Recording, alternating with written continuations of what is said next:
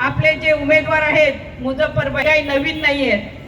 हे specially Mira road ज्यांच्या पूर्ण फॅमिलीने मीरा भाईंदर त्यांचे वडील देखील त्यांनी देखील इथलं इन्फ्रास्ट्रक्चर जे तयार केलं आणि पूर्ण वस्ती मीरा भाईंदर मध्ये स्पेशली मीरा रोडची हे सगळी व्यवस्था सुस्थितीत त्यांनी त्यावेळी केलेली होती. परंतु ते कायम राखण्यात अपयशी ठरलेले भाजपा सरकार आणि मीरा भाईंदर मध्ये पण भाजप आहे. गव्हर्नमेंट मध्ये सेंट्रलला पण आणि स्टेटला पण यांची सत्ता असून देखील इथला विकास काही झालेला आपल्याला दिसत नाहीये. स्वतःचा विकास भरपूर झालेला आहे. जे कोणी सायकल घेऊन आले, जे कोणी बाकीचं साध्या स्कूटरवरनं आले किंवा याच्यावरनं आले, आज गडगंज संपत्ती मिळवून राहिलेले आहेत. परंतु आपल्यासाठी काय, आपल्याला साधं पाहिजे असतं ते आवश्यक जीवनावश्यक गोष्ट म्हणजे पाणी.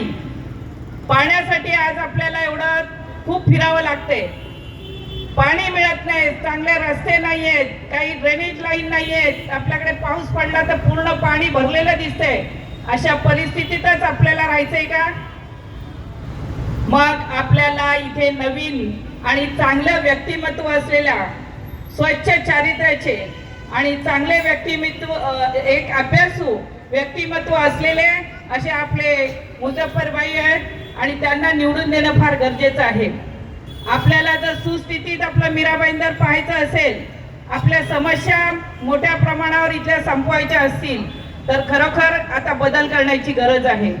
आणि त्यासाठी एकमेव येणाऱ्या 20 तारीखला आपण 3 नंबरचं बटन, हाताचा पंजा, याच्या समोरील बटन दाबून आपण जास्तीत जास्त मताधिक्याने आपला एक हक्काचा आमदार आपण निवडून द्यायचा आहे.